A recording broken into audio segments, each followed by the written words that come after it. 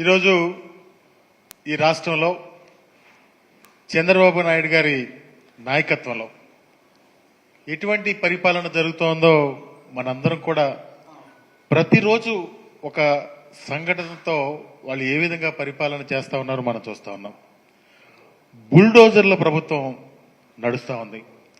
వాళ్ళు ప్రజలకి ఏమి మేలు చేయాలి, ప్రజలకు ఎటువంటి పరిపాలన అందించాలి, మనం ఎలక్షన్లో ఏమి హామీలు ఇచ్చాం, ప్రజలను మనం ఏం చెబితే మనకు అధికారాన్ని ఇచ్చారు అనే ఆలోచన లేకుండా వాటిలన్నిటినీ కూడా డైవర్ట్ చేస్తూ ఏ రోజు ఏ ఇల్లు కూల్చాలి, ఏ బుల్డోజర్ తీసుకెళ్లి ఏ ఇల్లు కూల్చాలి అంటే వీటికి ఈరోజు తిరువూరులో జరిగినటువంటి సంఘటన నిదర్శనం. అంటే ఒక శాసనసభ్యుడంటే ప్రజలు ఎన్నో ఆశలతో ఆ శాసనసభ్యుడు ప్రజలకు సేవ చేస్తాడని చెప్పి వాళ్ళు అధికారాన్ని కట్టబడితే ఈరోజు ఆ కొలిక్కిపూడి శ్రీనివాస్ అనే ఒక మనిషి ఆయన మనిషిలాగా ఈరోజు ప్రవర్తించలేదు. ఒక పెద్ద ర్యాలీతో ఒక కారు మీద ఏదో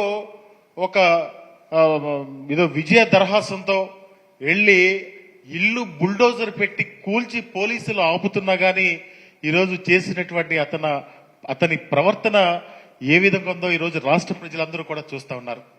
అయ్యా చంద్రబాబు నాయుడు గారు, మీ ప్రభుత్వంలో మీరు ప్రజలకు ఈ కొలిక్కిపూడి శ్రీనివాసుని తీసుకొచ్చి నిత్యం జగన్మోహన్ రెడ్డి గారి కుటుంబం మీద దుష్ప్రచారం చేస్తూ రకరకాలుగా అతన్ని ఈరోజు తయారు చేసి ఒక అరాచక శక్తిగా దానికి మళ్ళా మీరు ఒక టికెట్ ఇచ్చి అతని శాసనసభ్యుడిగా గెలిపించి ఈరోజు తిరువూరులో ఆయన ఏ విధంగా చేస్తా ఉన్నాడో మనందరూ కూడా చూస్తా ఉన్నాం.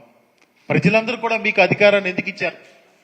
ప్రజలందరినీ కూడా మోసం చేసి మభ్యపెట్టి మేము ఇంకా మంచి పరిపాలన అందిస్తాం అని చెప్పి గత ప్రభుత్వం మీద మీరు అవాకులు చవాకులు పేరి దుష్ప్రచారం చేసి రకరకాలుగా చేసి ఈరోజు మీరు చేస్తున్నది ఏంటని చెప్పి ఈరోజు చంద్రబాబు నాయుడు గారిని మీ ద్వారా అడుగుతా ఉన్నాం.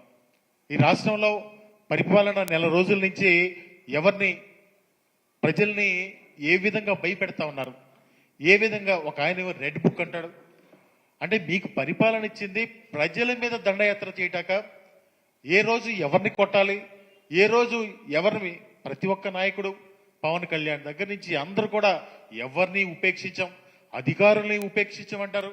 అంటే ఈరోజు తిరువూరు ఎమ్మెల్యే గారు చేసినటువంటి పని ఏ విధంగా ఉందంటే అధికారం మదంతో, అధికారం వచ్చిందని ఒక అధికార మదంతో ఈరోజు వెళ్ళి ఒక ఎంపీపీ ఇల్లుని స్వయంగా వెళ్ళి ఎమ్మెల్యే కూలగొట్టడం అనేది ఈ రాష్ట్ర చరిత్రలో ఎప్పుడు కూడా చూడలేదు.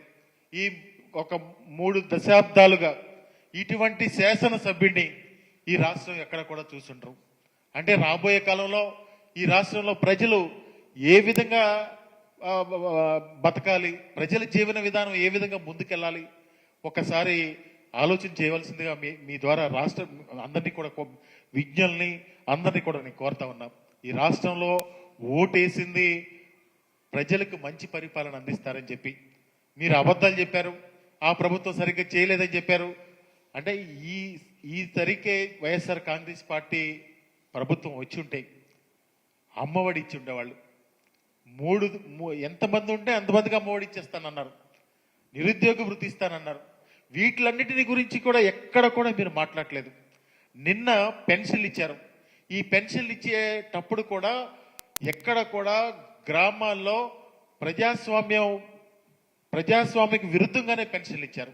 ఎక్కడ కూడా ప్రోటోకాల్, ఆ ఊర్లో సర్పంచ్ కానీ, ఆ ఊర్లో ఎంపీటీసీ కానీ, ఆ ఊర్లో ఎంపీపీ కానీ, జెడ్పీటీసీ కానీ ఎవరిని కూడా కనీసం పిలవకుండా, ప్రోటోకాల్ పాటించకుండా పెన్షన్లు వాళ్ళ పార్టీ కార్యకర్తల చేత ఇప్పించి ఇంటింటికి కూడా వెళ్లకుండా వాళ్ళు ఆ ఆఫీసులకి పిలిచి ఇచ్చిన పరిస్థితులన్నీ కూడా చూసాం.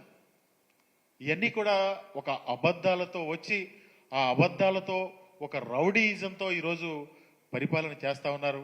తప్పకుండా ఈ రాష్ట్ర ప్రజలు గమనిస్తా ఉన్నారు. మీకు బుద్ధి చెప్పే ఇలాంటి కొలిక్కిపూడి శ్రీనివాసరావు అనే ఎమ్మెల్యే లాంటి ఎమ్మెల్యేలకి వాళ్ళ ప్రజలందరూ కూడా రోడ్డు మీదకి వచ్చి తగిన శాస్తి తగిన బుద్ధి చెప్తారని చెప్పి కూడా ఈ సందర్భంగా తెలియజేస్తా ఉన్నాం.